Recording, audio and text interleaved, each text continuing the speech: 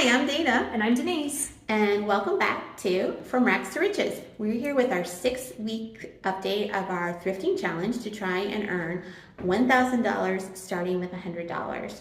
So we're here to update you and give you some information. So far we have spent $127 of our money, and we have made $170, and we sold a 2-seater stroller that Denise found. She was really good at finding that one. That was a good profit, one. Yeah. And I found a wicker chair that we sold for $20. And so far we're up. We have a profit. Yay! We're at $43. So that's kind of exciting that we're at least making something. So that's great. Because last week we were concerned we were in the negative. Yes, we thought we had overspent. Yeah. Okay. So. And we still have all the products still, so yeah, we're good. So as you can see, Dana and I are not thrifting today.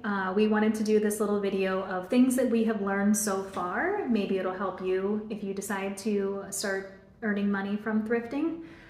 So Dana, what's the first thing that you've learned in this short time that we've been doing this? Well, in some places the prices are a little bit higher than we thought they would be. We went to a few stores that the prices were actually more like retail prices, and they were for good causes. All the stores were for good causes, but it really wasn't worth it if you wanted to buy something to try and earn a profit, because they were already selling it more at a profitable price. Yeah. So if you wanted to go to support the cause, that would be great, but to get a profit, that probably wouldn't. Those stores probably would not be the place to go. Right. So yeah. One tip that I have learned is that January is a really tough month to resell items. We're coming off the holiday season. I think a lot of people maybe stretched their budget spending for Christmas, and now they're kind of, reining that budget in a little bit, just buying the essentials for the month of January. And I don't know about you, Dana, but on my social media feeds, I have noticed that there's a lot of people participating in a no-spend challenge. Yes, yeah. So I think that's kind of impacting our sales a little bit. Yeah, which is okay. Yeah. Like, we're still going to try to make it happen. Yeah. We've got 2 more months to try it in. Yeah. So one of the things that we've learned, or I've actually learned, is that just because it's listed on eBay for a price doesn't mean it's selling for that price. And Denise has showed me that a lot in the store when we're shopping, because I look just to see if there's things out there similar to what I want to purchase and the price at what I want to list it as. And she always says, but did it sell at that price? So I never knew that. So that's something to think about when you're going to purchase an item and you think you're going to make a lot of money. You may not, because it may not be selling at that price. So that's a very helpful price that she taught me, or a helpful tip that she taught me. So yeah. Now, where I said January is a tough month to resell, I think the opposite can be said for purchasing items. Dana and I were sitting outside of a Goodwill at the beginning of January, and we were just amazed at the amount of donations that were coming in. It was just car after car.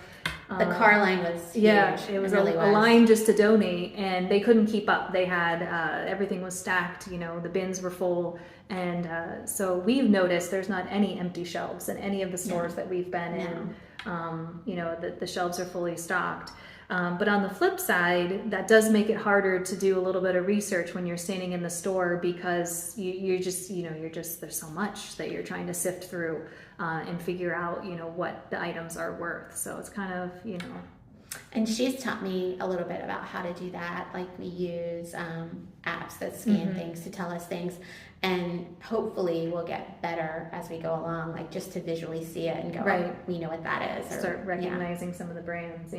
Yeah, and the quality of the item. Yeah. So that's about it. So we wanted to tell you about our favorite stores that we've seen so far. My favorite store was Celebration Thrift in the Leesburg, Groveland area. It's run by the Celebration Baptist Church, and it's lovely. The store is so cute. It doesn't look like a thrift store. It's more like a consignment store. It's set up really nicely. It's got several rooms for you to travel in and out of, and it also has a color-coded sticker for prices. I think the prices range from $5 to $30, and then larger items that, of course, they put different prices on. So that was fun because it was fun looking for the sticker prices. Well, and I think some people write off thrifting because they don't want to sift through. They don't want, they feel like they're going to walk in and everything's kind of overwhelming. Now, we did walk into one store that we both were overwhelmed and we left shortly after. We didn't stay long because it was very disorganized. But you're right, celebration thrift, it's like you're walking into, everything is displayed as you would use it in your home. You know, it's not on shelves. It's almost like an IKEA kind of setup. So, and it was just nice, and the people were nice. Yes, they offered a lot of help. They would get you a basket if you needed it. It was a lovely thrift store to go to.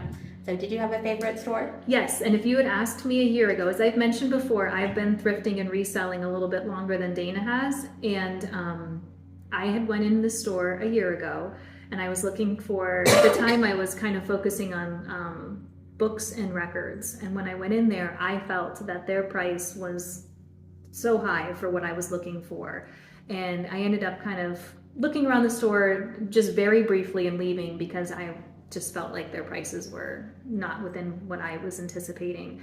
But Dana drugged me back. And I have to say that I now love New Beginnings. I think the secret with New Beginnings, they put out a monthly calendar of sales. And I think you just need to pay attention to their sales. And that's where I last week bought 4 plates, and when I got up to the register I was expecting it to be $8, and we ended up paying $4, so they were 50% off.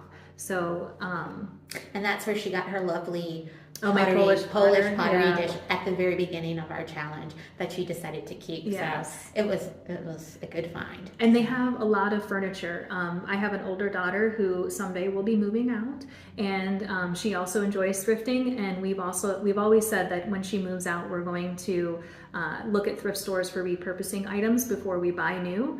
And I definitely see myself at New Beginnings purchasing some of their furniture. They do have a nice little furniture section. It seems like it's a little bit separate from the main store that you look through. You walk out a little hallway and it's just a lovely... And they have appliances too. Yeah. Not many thrift stores have appliances. And the furniture is really nice. It wouldn't take much to fix it up and make it look new again. That's a good thing. Yeah. So again, now we're going to talk about our tips that we have. My tip was, she's already mentioned it, when you go to a thrift store, you should look for the sales, because I didn't know there were sales in these thrift stores. And the New Beginnings has a calendar that they have, a monthly calendar. Some stores have a weekly or daily color that they give you a discount on. At the Celebration thrift store that I was talking about earlier, if you spend $25, they give you a bag. Mm-hmm. And if you bring that bag back and spend $25, they'll give you an additional discount because you have the bag. So look for those sale prices, because you might be surprised at what you actually do spend at the thrift store. Yeah. And I guess my tip would be just make sure that you have an area dedicated to storing your items. We've brought home some bigger items. The stroller and the chair did take up some room in my garage, and my husband did not divorce me. He's okay with it. And the train set, that's another thing that's very large. So you really need to think about where are you going to store these items before you start bringing home a lot. And as we mentioned, they're not really selling quickly this time of year, so you might be storing them a little bit longer than you might have anticipated. Yeah, and you want to make sure that you have the storage or a place to put them so that you don't get frustrated with it, right, and then you give up altogether. Yeah. So that's really the big tip. Yeah. So, but we haven't really made our, we're not even halfway to our goal yet. But I do have to say, I think we're having fun. I wasn't anticipating this being so fun. The thrill of the hunt. Yeah. Yeah. And thrifting with a friend is even more fun too. So yes, that's a positive. So yeah. But we'll be back to shopping next week. So look for us in our next week update. Hopefully we'll have sold a couple of items and we'll have some exciting news. But yeah, join us again next week. Okay. Bye. Thanks for watching.